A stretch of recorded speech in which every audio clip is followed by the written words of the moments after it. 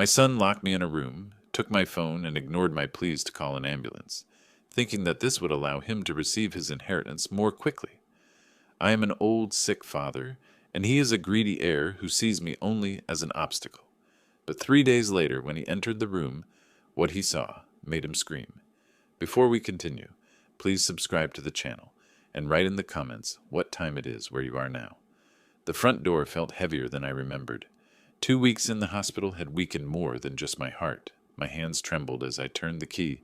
The familiar click should have brought comfort. Instead, it echoed like a warning. "Hello, kids. I'm finally home." Ethan didn't look up from his laptop. The living room chair, my chair, held him like he owned it, which I supposed he thought he did. "Yeah, I see that." Not exactly the welcome I'd imagined during those long nights, listening to machines beep and hum. Celeste emerged from the kitchen, wiping her hands on a dish towel, her smile as thin as hospital coffee. "Oscar, you look better." The pause said everything her words didn't. I set down my suitcase and medical discharge papers, scanning the room that had been mine for 37 years. The family photos from the mantelpiece had vanished. The bookshelf held different books, newer ones, arranged by color rather than sentiment. Even the old lamp my Sarah had bought at that garage sale was gone. "Where are my things?" "We were just cleaning up, Oscar." "It was getting so cluttered," Celeste said, that practiced tone she used for deflecting uncomfortable questions. "Cluttered?" The word tasted bitter. Those were my memories. Ethan finally lifted his eyes from the screen. "Dad, we need to talk about this house's future." The future, as if I wasn't part of it, as if the surgery had been my funeral instead of my second chance. I wandered toward the garage, my surgical scar pulling tight against the bandages. The familiar ache in my chest wasn't from the operation this time. It was from seeing my life packed into cardboard boxes. Tools I'd used for 40 years. Photo albums. Sarah's recipe cards. All labeled in Celeste's neat handwriting. Oscar's items, storage. Storage. Like I was already dead. "Why are my things in boxes?"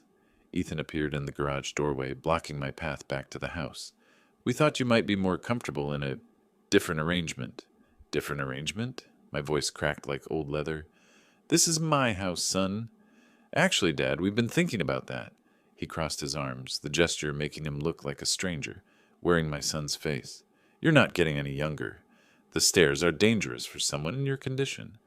The condition he'd never once asked about during my stay. Not one visit, not one phone call. "The doctor cleared me for normal activities." "The doctor doesn't live here." Ethan's tone carried an edge I'd never heard before, sharp, final, like a door slamming shut. "We do." "We." Not you and me and Celeste. Just we, the couple who'd taken over while I fought to stay alive. The evening shadows stretched across the garage floor, reaching toward me like fingers. The house I'd built with my own hands suddenly felt like a tomb.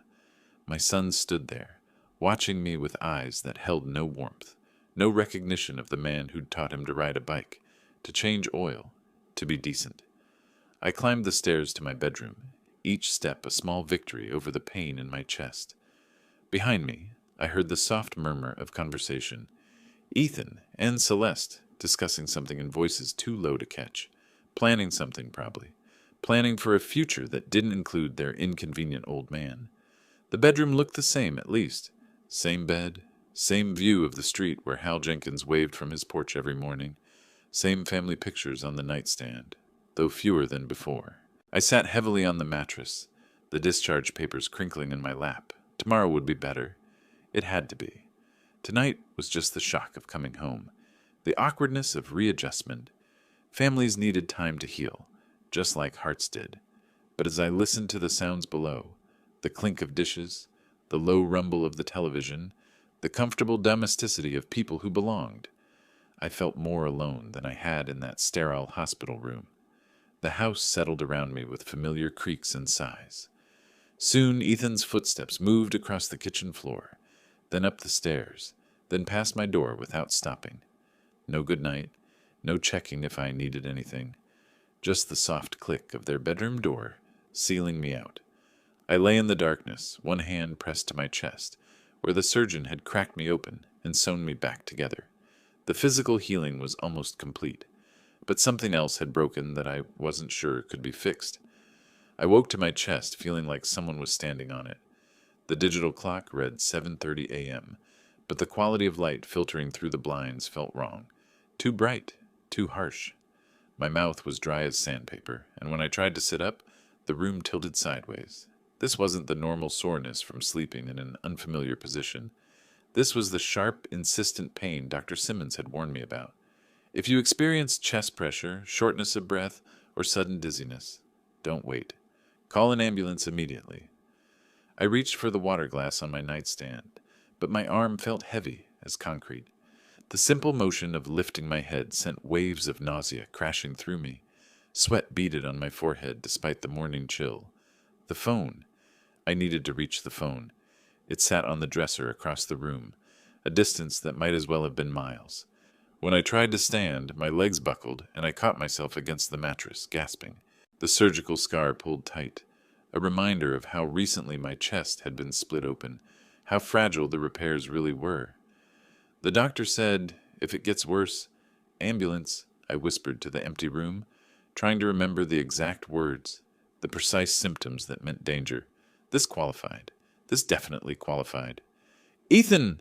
My voice came out as a croak. I tried again, louder. Ethan! Ethan, help me! Silence. Then the distant sound of coffee brewing, the morning news murmuring from the kitchen television. Normal sounds of a normal morning for people whose hearts weren't trying to kill them. I made it halfway to the dresser before my vision went gray around the edges. The pain in my chest intensified, radiating down my left arm like fire. I grabbed the door frame, my breathing coming in short, desperate gasps. Ethan! This time I put everything I had into it, the shout tearing at my throat. Footsteps below, unhurried. Then his voice, floating up from what sounded like the bottom of the stairs. What is it, Dad? What is it? As if I were calling about a leaky faucet or a burned-out light bulb. As if the desperation in my voice hadn't registered at all. I feel terrible. Really terrible. Call an ambulance. Another pause. Longer this time. I pressed my back against the wall, sliding down until I was sitting on the floor, the phone still impossibly far away. My reflection in the dresser mirror showed a gray-faced old man with wild eyes and sweat-soaked pajamas. Sarah would have already been dialing 911. Sarah would have been holding my hand, talking me through it, making sure I knew I wasn't alone. But Sarah was gone, and I was trapped upstairs with a son who couldn't be bothered to climb 14 steps to check on his father's medical emergency. The pain spread across my chest like spilled acid. I remembered the surgeon's words about stress on the heart, about the delicate nature of the repairs, about how quickly things could go wrong in patients my age, the mortality statistics he'd quoted so casually, as if I were just a number in his success rate. Ethan, please, I called again, but my voice was weaker now, the strength draining out of me with each labored breath. This time, I heard movement, the deliberate scrape of a chair being pushed back, the measured footsteps of someone who wasn't in any hurry. Relief flooded through me, even as the pain intensified. He was coming. Finally, he was coming. The stairs creaked under his weight, each step slow and careful. Not the rushed ascent of someone responding to an emergency, but the pace of someone fulfilling an obligation. Still, he was coming. That's what mattered. I managed to pull myself up against the wall, trying to look less helpless than I felt. The last thing I wanted was to appear weak, even though weakness was exactly what this was, the fundamental fragility of a body that had already failed me once. Dad? His voice carried a note of mild concern, the way you'd ask about a neighbor's sick cat. In here, I managed. Hurry. The bedroom door opened and Ethan appeared in the doorway, still in his pajamas, hair messed from sleep. He looked at me slumped against the wall, took in the sweat and the pallor and the obvious distress, and his expression remained utterly calm. What's wrong? As if it weren't obvious, as if a man didn't call for an ambulance unless he was dying. Call quickly! I feel terrible! Ethan stepped into the room, his eyes scanning the scene with an odd detachment. He moved like someone evaluating the situation rather than responding to an emergency. His gaze lingered on my phone, then shifted to me, then back to the phone. No, Dad, I won't call. The words hit me like ice water. What are you saying? I could die. He walked past me to the dresser, picked up my phone, and slipped it into his pocket. The motion was casual, practiced, as if he'd rehearsed it. Maybe that would be for the best. The room went silent except for my ragged breathing. I stared at my son, my only child, the boy I'd taught to throw a baseball, whose scraped knees I'd bandaged, whose college I'd paid for, and saw a stranger wearing his face. Ethan. What? The pain in my chest intensified, but now it felt like more than just my heart. Something fundamental had broken that had nothing to do with arteries or surgical repairs. You're old, Dad. Sick. This house is worth $300,000, and Celeste and I have plans. He spoke with the same tone he might use to discuss the weather. Plans that don't include supporting an invalid. Invalid. The word cut deeper than any scalpel. I'm your father. My voice came out as a whisper. You're a burden. He moved toward the door with that same unhurried pace, and burdens have a way of resolving themselves. I tried to stand, to reach him, to grab him by the shoulders, and shake some humanity back into him, but my body betrayed me, legs giving out, arms too weak to support my weight. I collapsed against the wall, gasping. Ethan, please, I need help. He paused at the threshold, looking back with something that might have been pity if there'd been any warmth in it. No, Dad. You need to accept reality. The door closed. The lock clicked. Locked. He'd locked me in. Ethan! I pounded on the door with what little strength I had left. Open the door. What are you doing? His footsteps retreated down the hallway, down the stairs, back to his normal morning routine. Back to his coffee and his plans and his future that didn't include his inconvenient father. I slumped against the door, the pain in my chest now competing with a different kind of agony. The boy I'd raised, the son I'd loved unconditionally, had just sentenced me to death. Not with violence or anger, but with cold calculation, with the casual cruelty of someone swatting a fly. The room felt smaller now, the walls pressing in. No phone, no way out. And downstairs the sounds of normal life continued. The television, the coffee maker, the comfortable domesticity of people planning a future built on my grave. I pressed my ear to the door, listening for any sign of conscience, any indication that he might reconsider. Instead, I heard him talking to Celeste, in low, satisfied tones, discussing something that made her laugh, a bright, careless sound that turned my blood cold. The surgical scar burned like a brand across my chest. All those machines, all those medications, all that careful monitoring to keep me alive, just so I could die alone, locked in my own bedroom, abandoned by the people I'd trusted most. But I wasn't dead yet. And despite the pain, despite the betrayal, despite everything my body was telling me about giving up, something stubborn and furious was awakening in the part of me that had survived 68 years. 2 wars, the death of my wife, and now this. If Ethan thought I'd die quietly, conveniently, he didn't know his father as well as he thought. I'd survived worse things than this. I'd survived him. The window faced Hal's house. Hal Jenkins, who'd lived next door for 15 years, who waved every morning, who'd asked about my recovery just last week. If I could get his attention. I crawled toward the window, each movement a small victory against the pain trying to drag me under. The glass was cold against my palm as I pressed myself up to see the street below. Hal's morning newspaper still lay on his driveway. He'd be out soon to collect it, coffee mug in hand, ready to start another ordinary day in an ordinary neighborhood where sons didn't lock their fathers away to die. All I had to do was survive long enough to get his attention. All I had to do was refuse to make Ethan's plan easy. The pain was real, dangerous, potentially fatal, but so was my son's betrayal. And between the two, I knew which one I was going to fight harder. The silence after his footsteps faded felt like death itself. I pressed my back against the door, sliding down until I sat crumpled on the floor like discarded laundry.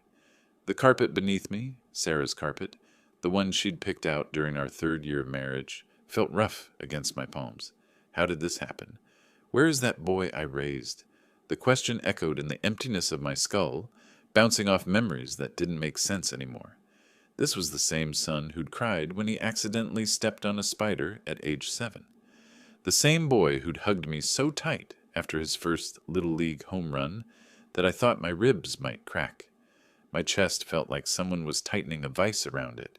Each breath a small victory against the pain radiating down my left arm. The doctor's words came back in fragments. Any sudden onset of symptoms, don't hesitate, could be fatal. Fatal. That was exactly what Ethan was counting on. My own son, does he really want me to die? The words came out as a whisper, barely audible even to myself. I remembered teaching him to ride his bicycle in the driveway below this very window. He must have been 6, maybe 7, with that gap-toothed grin and hair that stuck up no matter how much Celeste tried to tame it. When he finally managed those first wobbly solo yards, he'd turn back to me with such pure joy. "Did you see, Dad? Did you see me do it?" I'd been so proud, so impossibly proud of this little boy who shared my stubborn chin and my wife's gentle eyes. That child was gone. In his place stood a stranger wearing Ethan's face, a man who looked at his father and saw only an obstacle to financial freedom, a burden to be eliminated. Maybe I really did become a burden. The thought crept in like poison, spreading through my consciousness with sickening efficiency. Had I been demanding? Difficult? When I'd called from the hospital, asking when they might visit, had my voice carried that needy tone that made people want to run? When I'd mentioned feeling lonely, had it sounded like manipulation? The pain in my chest intensified, and I couldn't tell anymore where the physical ended and the emotional began. They'd merged into one massive weight, pressing down on everything I thought I knew about love, family, the basic human decency that separated us from animals. Through the window, I could hear the distant sound of a lawnmower, someone starting their ordinary Tuesday morning in an ordinary way. Life continuing as if the world hadn't just cracked open to reveal something rotten at its core. I forced myself to focus on breathing. In, out, the way the physical therapist had taught me after the surgery, counting the rhythm to keep panic at bay. But this wasn't surgical recovery. This was survival. The window caught morning light, casting long rectangles across the floor. From here I could see Hal's house, his neat garden with its precise rows of vegetables. Hal, who'd waved from his porch just last week, asking how I was feeling, whether I needed anything from the store. Hal, who had no idea that his neighbor was trapped in his own bedroom, abandoned by his own blood. I pressed my palm flat against the floor and pushed, fighting dizziness as I struggled to my knees. The window was maybe 12 feet away, but it might as well have been 12 miles. Still, it was movement. It was forward. It was the only direction left. Crawling toward the window felt like crossing a desert. Each movement sent fresh waves of pain through my chest, but the alternative was lying still and letting Ethan's plan succeed. My surgical scar pulled tight against the bandages as I dragged myself across Sarah's carpet, using furniture legs for support. The window latch stuck, painted over years ago and rarely opened. My hands shook as I worked at it, sweat beading on my forehead from the effort. When it finally gave way with a rusty squeal, the morning air hit my face like a blessing. Hal's garden spread below me, neat rows of tomatoes and peppers catching the early sunlight.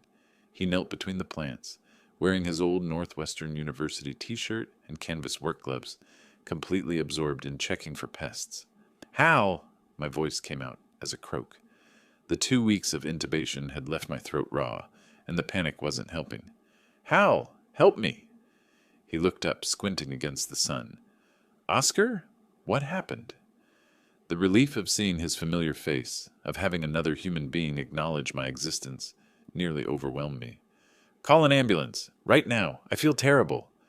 Hal dropped his trowel and stood immediately, brushing dirt from his knees. "What's wrong? Should I come up there?" "No, I'm locked in. Can't reach my phone." The words tumbled out in a rush. I couldn't tell him about Ethan, couldn't destroy what was left of my family's reputation in the neighborhood, but I could get help. I could survive this. "Locked in? How are you locked in your own bedroom?"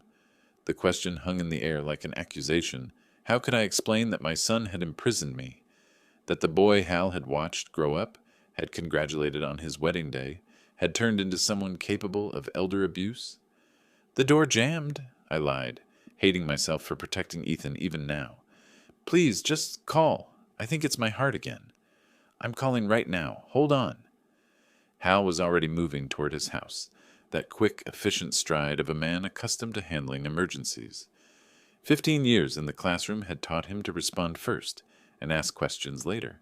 I gripped the window frame, leaning out as far as my weakened body would allow. The morning air filled my lungs, cleaner than the stale atmosphere of my prison. Below, Hal disappeared into his house, and I could see him through his kitchen window, phone pressed to his ear, gesturing animatedly as he spoke to the emergency dispatcher. Help was coming. After an hour of abandonment, of facing the possibility that I might die alone and forgotten, actual help was finally coming. But even as relief flooded through me, a new fear crept in. What would happen when the paramedics arrived? Would Ethan let them in? Would he maintain the fiction that I was fine, just a confused old man making trouble? He was smooth, professional, the kind of person authority figures trusted instinctively. "They're on their way," Hal called from his back door. "Ambulance should be here in 10 minutes. You just hang tight." 10 minutes. I could survive 10 minutes. Through the window, I watched Hal hurry back to his garden, then change his mind and walk to the front of his property, where he could watch for the ambulance. The sight of him standing guard, this near stranger who cared more about my welfare than my own son, brought tears to my eyes. The pain in my chest had shifted, becoming more manageable now that hope had returned. Adrenaline, probably. The body's way of keeping me conscious long enough to see rescue arrive. But then I heard it, the sound that turned my relief to ice. Footsteps. Heavy, deliberate footsteps moving up the stairs toward my room. Ethan had heard me calling. He knew what I'd done. The footsteps paused outside my door, and I could picture him standing there, calculating his next move. How angry would he be? How far was he willing to go to protect his scheme? The lock clicked. The door exploded inward with such force it slammed against the wall. Ethan filled the doorframe, his face twisted with a rage I'd never seen before, not even during his worst teenage tantrums. His professional demeanor had vanished, replaced by something primitive and dangerous. "What did you do, you old fool?"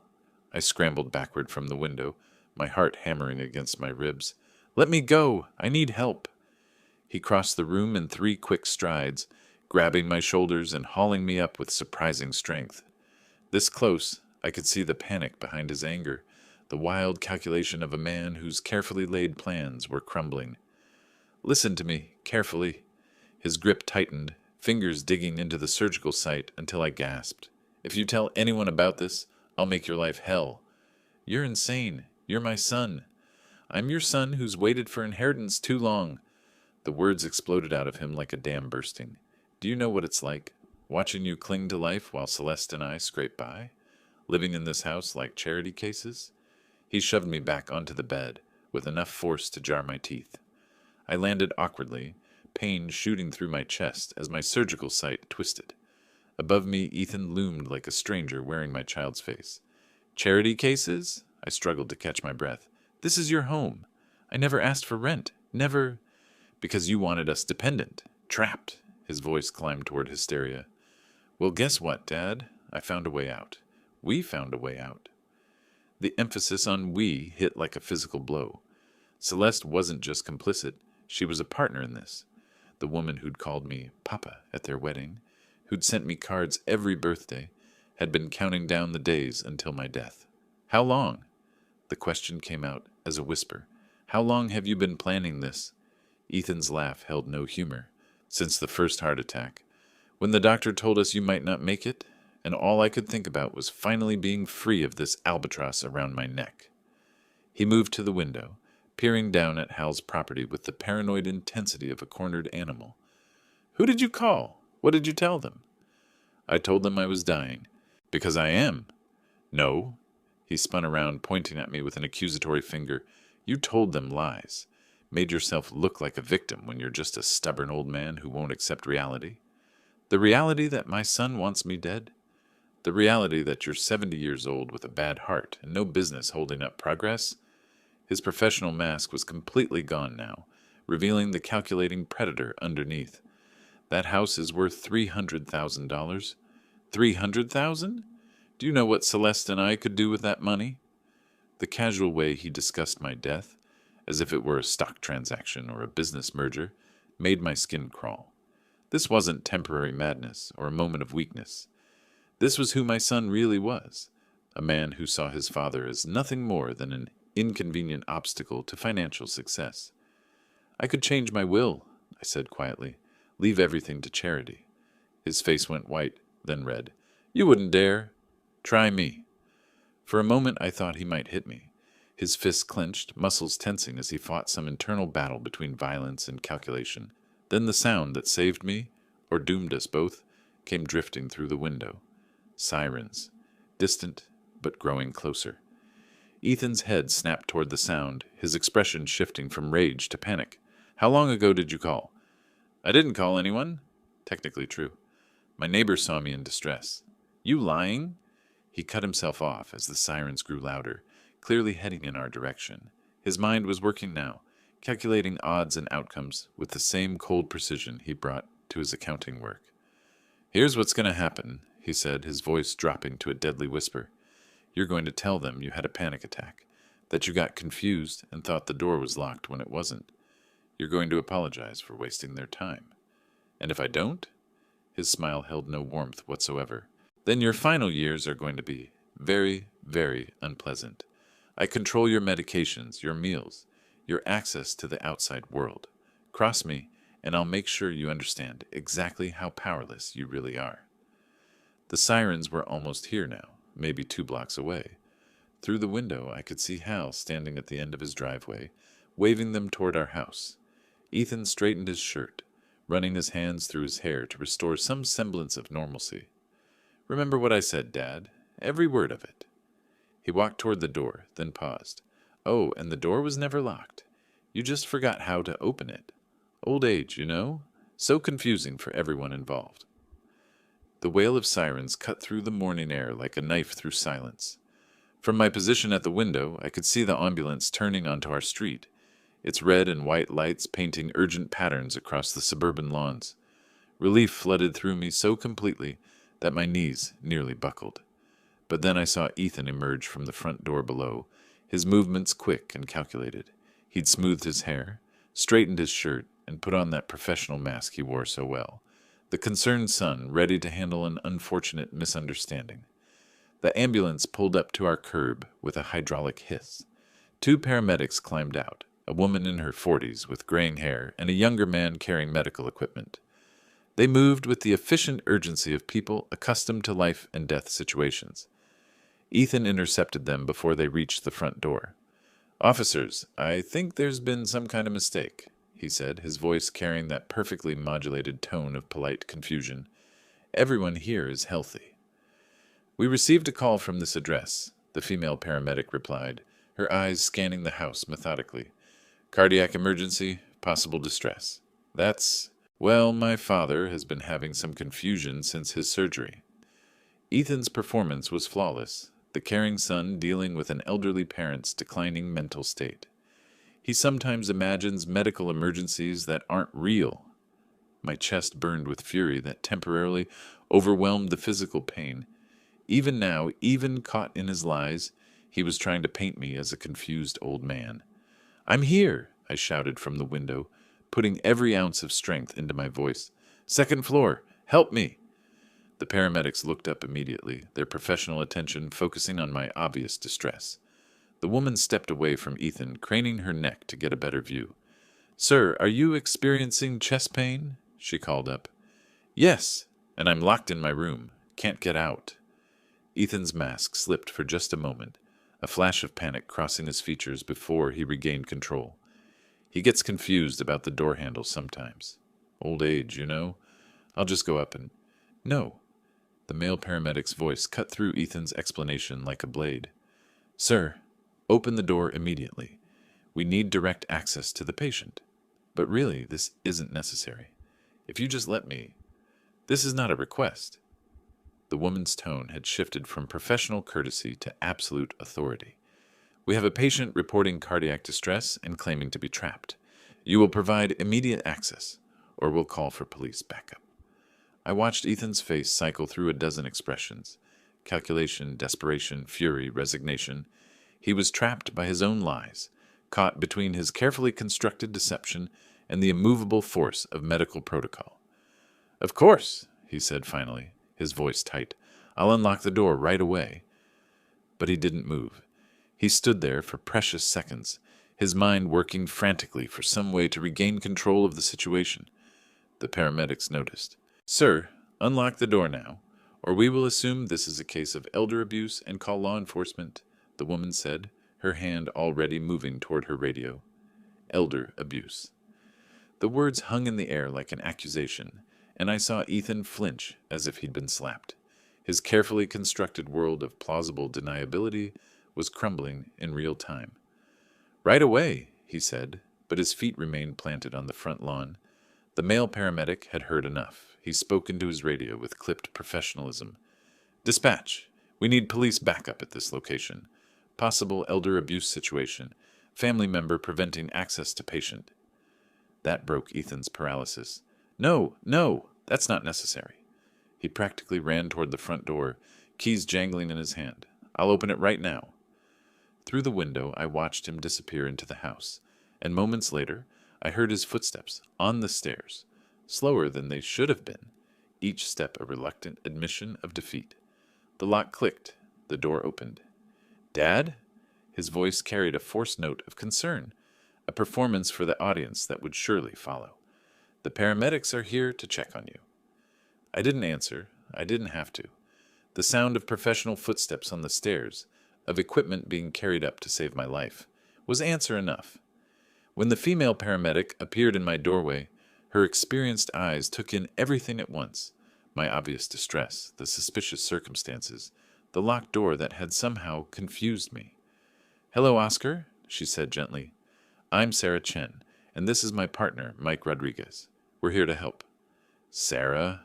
The same name as my wife. I chose to take that as a good sign. The emergency room blurred past in a stream of bright lights and urgent voices. Oxygen mask over my face, IV needle finding my vein with professional precision, the steady beep of machines monitoring every aspect of my failing cardiovascular system.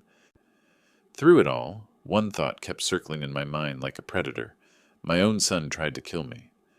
Dr. Laura Simmons appeared sometime during the second day, when the immediate crisis had passed and I was stable enough for conversation. She was younger than I'd expected, maybe mid-50s, with the kind of direct gaze that suggested she'd seen everything and wouldn't be easily fooled. "Oscar, your condition was critical when you arrived," she said, settling into the chair beside my bed. "A little longer without treatment, and we might be having a very different conversation. Thank you for saving me." The words came out automatically, but they carried weight I hadn't expected. Someone had cared enough to save my life when my own family had tried to end it. She nodded, but her expression remained thoughtful. The paramedics mentioned some unusual circumstances. A locked door? Family member trying to prevent access? I met her eyes steadily. My son and I had a misunderstanding. A misunderstanding, as if attempted murder could be reduced to a simple family disagreement. But I wasn't ready to destroy what remained of my family's reputation, not until I had a plan. "I see." Dr. Simmons made a note in my chart, but I caught the skeptical glance she shot my way. "We'll be keeping you for observation.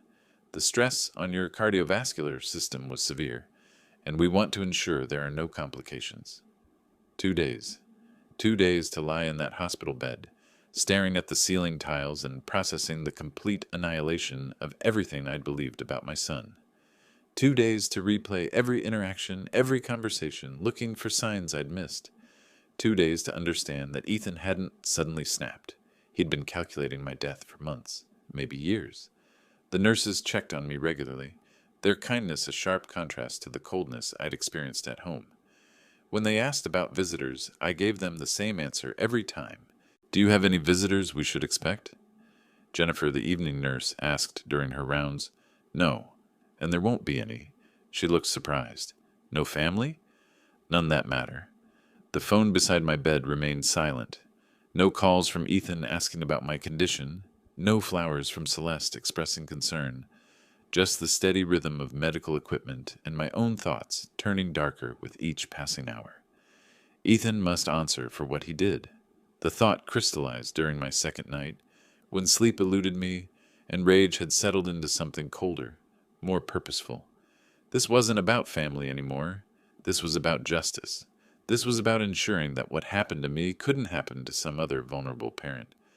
I understood now that Ethan saw me as nothing more than an obstacle to his financial freedom. $300,000. That's what my life was worth to him. The price of my house minus the cost of my continued existence. But he'd made a crucial mistake. He'd let me live. By the morning of June 13th, I had a plan. Not the hot-blooded revenge of a betrayed father, but the careful, methodical approach of a man who'd spent 68 years learning how the world really worked. Ethan was smart, but he was also arrogant.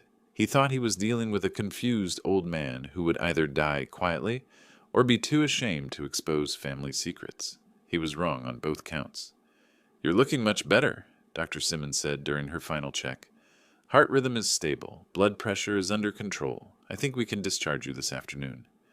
"Good. I have things to take care of at home." She paused, pen hovering over the discharge papers. "Oscar, if there are any ongoing issues at home, there are resources available. Social services, elder advocacy groups." I smiled, but it wasn't a warm expression. "I can handle my family situation, doctor. But thank you." At 2 o'clock, I walked out of Northwest Community Hospital with a small bag of medications and a heart that beat steady and strong. The taxi driver who picked me up was chatty, asking about my stay, commenting on the nice weather. I barely heard him. My mind was focused on the afternoon ahead, on the phone calls I needed to make, the preparations that would ensure Ethan faced the consequences of his actions. The house looked exactly the same as I'd left it 3 days ago, but everything had changed. This wasn't my home anymore. It was a crime scene, and I was no longer the victim. I was the prosecutor. The taxi pulled away with a quiet purr, leaving me standing on the sidewalk in front of the house that no longer felt like home. Ethan's car was gone from the driveway, at work, most likely, pretending to be the grieving son whose father had suffered another medical emergency. Celeste's sedan was missing too, probably at her marketing job, maintaining the facade of normalcy. Perfect. I needed privacy for what came next. Inside, the house felt different. The same furniture, the same family photos that had been returned to their places. Guilt, perhaps, or just maintaining appearances. But the atmosphere had changed fundamentally. This was no longer a sanctuary. It was evidence of a crime. I climbed the stairs slowly, saving my strength, and went directly to my bedroom. The window was still open from my desperate calls to Hal. The carpet still bore the impression where I'd collapsed, fighting for breath, while my son plotted my death. From my dresser drawer, I retrieved the small digital recorder I'd bought years ago for capturing Sarah's stories about her childhood. She'd wanted me to preserve them for the grandchildren who would never come. Now it would serve a very different purpose. The device was simple, a silver rectangle no bigger than a playing card. I tested it twice, speaking clearly into the microphone, playing back my words to ensure the audio was crisp and clear. Technology had come a long way since my working days. Next, I gathered documents, medical records from my recent hospitalization, showing the severity of my cardiac distress, the discharge papers that proved I'd been in immediate danger, Dr. Simmons' notes about unusual circumstances surrounding my emergency. But the most important call came at 3:30. "Arlington Heights Police Department. How can I help you?" "My name is Oscar Reynolds. I need to report an elder abuse case." The operator's voice sharpened with professional attention. "What type of abuse, sir?" "Attempted murder. False imprisonment. My son locked me in my room during a medical emergency and refused to call for help." The words came out steady, factual without emotion, just the way they'd sound most credible. "Sir, when did this occur?" 3 days ago, June 11th. I have medical documentation and witness statements available." "And where are you now, Mr. Reynolds?" "At home. The perpetrator lives here with me." I paused, calculating timing. "If you could send officers tonight around 7:30, I'll have additional evidence for you." "Additional evidence?" "A recorded confession, if everything goes according to plan." The operator was quiet for a moment. "Mr. Reynolds, are you in immediate danger?" "Not immediate, no. But if you arrive at 7:30 tonight, you'll witness a crime in progress, and you'll have everything you need to file charges." I hung up before she could ask more questions. Too much detail would sound rehearsed, suspicious. Better to let them discover the truth as it unfolded. The recorder fit easily in my shirt pocket, the microphone positioned to catch conversation clearly. I tested the angles several times, recording myself from different positions around the room, playing back each attempt until I was satisfied with the audio quality. At 6 o'clock, I heard Ethan's car in the driveway. Showtime. I arranged myself in the living room chair, my chair, the one he'd claimed during my hospital stay, and waited. The front door opened with its familiar squeak. "Dad?" His voice carried a note of surprise. "You're home? Where else would I be?" He appeared in the living room doorway, still wearing his business attire, his face carefully composed into an expression of mild concern. The performance was flawless, if you didn't know what to look for. "How are you feeling? The hospital said you were stable, but stable enough to have some interesting conversations." I kept my voice level, almost conversational. About inheritance, about patience, about sons who wait for their fathers to die. His mask slipped just slightly, a tightening around his eyes, a pause that lasted a heartbeat too long. "I don't know what you mean." "Yes, you do?" I smiled and saw him recognize something new in my expression, something that hadn't been there before his betrayal. "We both know exactly what you did. The question is whether you're man enough to admit it." Through the window, I could see a police car turning onto our street, moving slowly, professionally, timing their arrival with the precision I'd requested. Ethan followed my gaze and froze. "What did you do?" he whispered. I reached into my shirt pocket and clicked off the recorder. "Justice, son, something you forgot to teach yourself."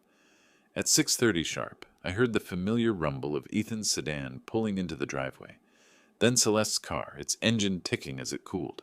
Car doors slammed with the casual authority of people returning to their domain, unaware that the rules had changed in their absence. The front door opened with its usual squeak, the same sound that had welcomed me home from work for 37 years, back when this house held love instead of lies. "Dad?" Ethan's voice carried that careful note of false concern he'd perfected over the past few days. "You're home already?" I remained seated in my chair, not his, hands folded calmly in my lap. The recorder in my shirt pocket felt warm against my chest, its tiny red light hidden but recording every word. "This is my house, son." He appeared in the living room doorway, still wearing his business suit, that mask of professional competence firmly in place.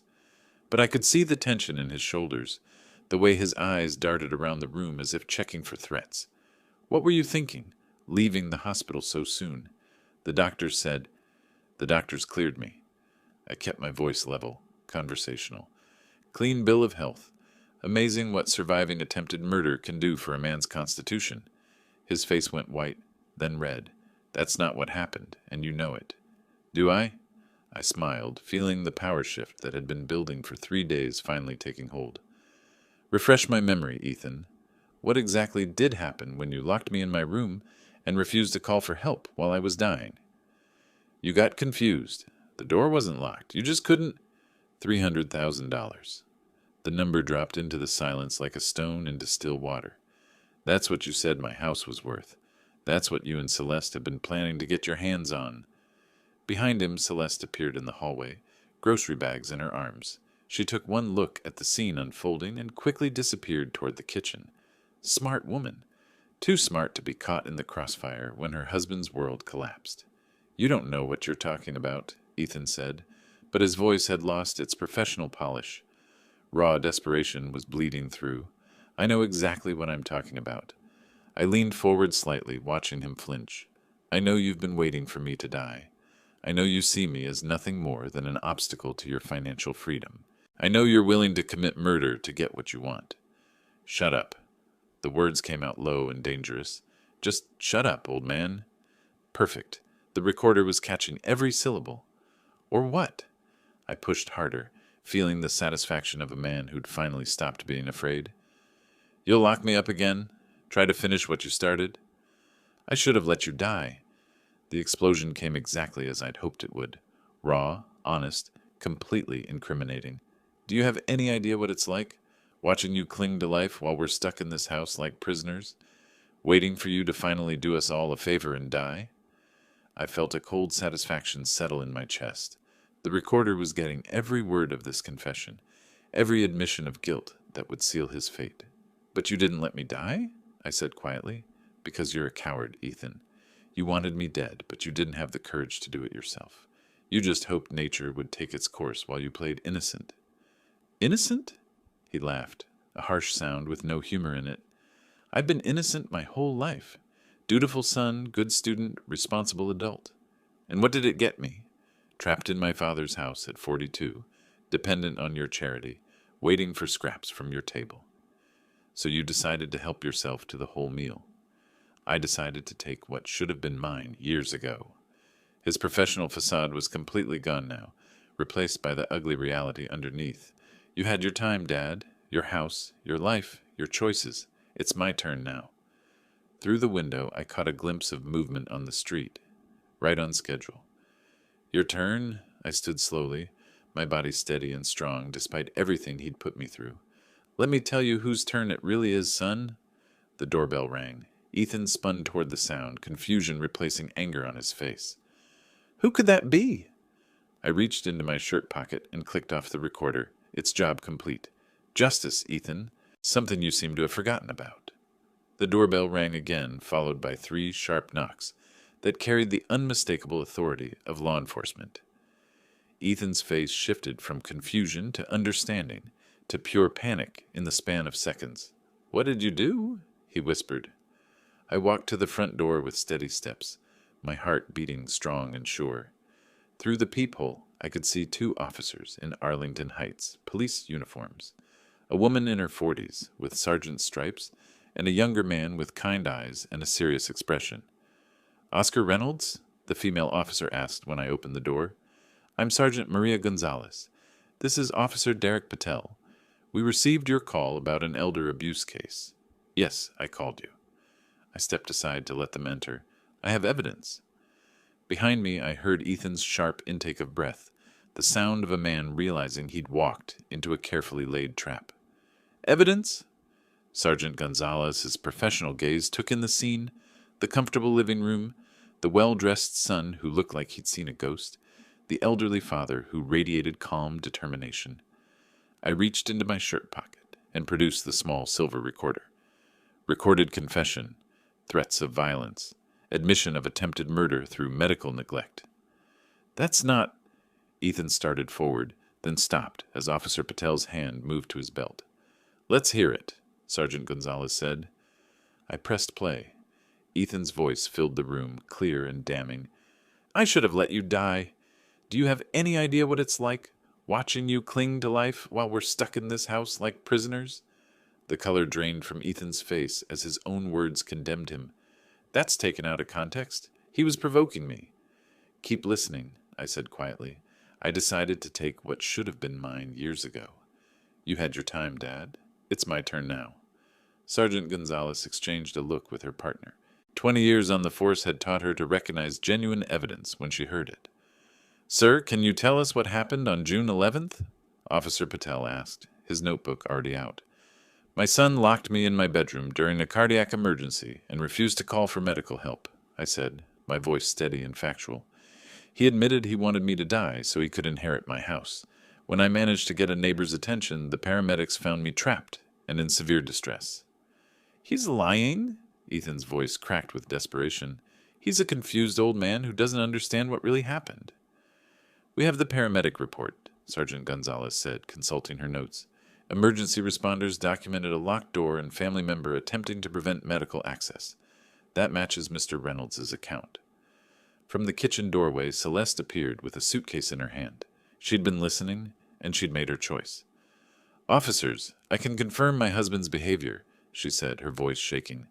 "I tried to stop him, but he said it would be better if Oscar just died naturally." Ethan spun toward her, betrayal written across his features.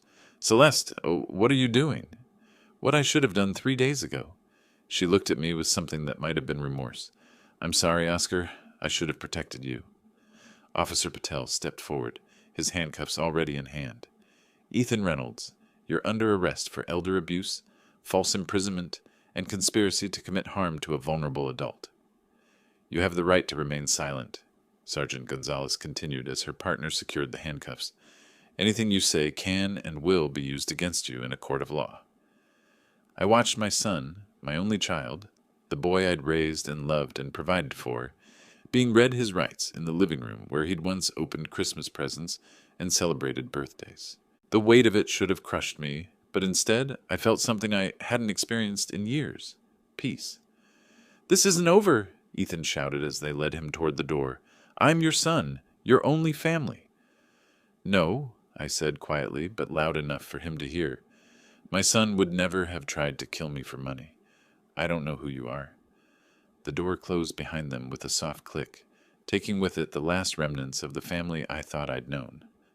Celeste stood in the hallway with her suitcase, tears streaming down her face. "I'll be gone by tomorrow," she said. "Divorce papers will be filed by the end of the week." I nodded. "That's probably best." She paused at the door. "He wasn't always like this, you know. The greed, it consumed him." I know. And I did know. Somewhere inside that angry, desperate man was the little boy who'd once hugged me after every little league game, win or lose. But that boy was gone, replaced by someone I couldn't save and wouldn't try to. The house fell silent around me, but it wasn't the terrifying silence of abandonment. It was the blessed quiet of justice served and truth acknowledged.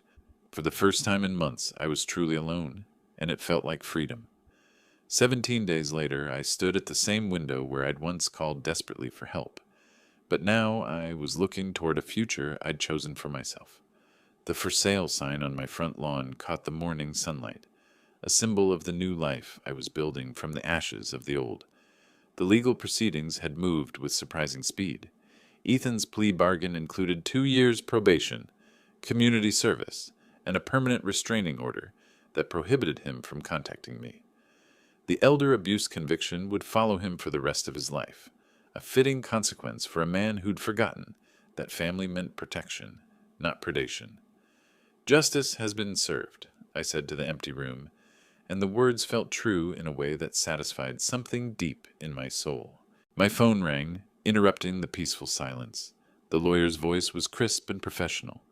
"Oscar, the new will is finalized. Your son is no longer an heir, and the house sale proceeds will fund your new living arrangements, plus a substantial charitable donation to the Elder Abuse Prevention Society." "Thank you, Margaret.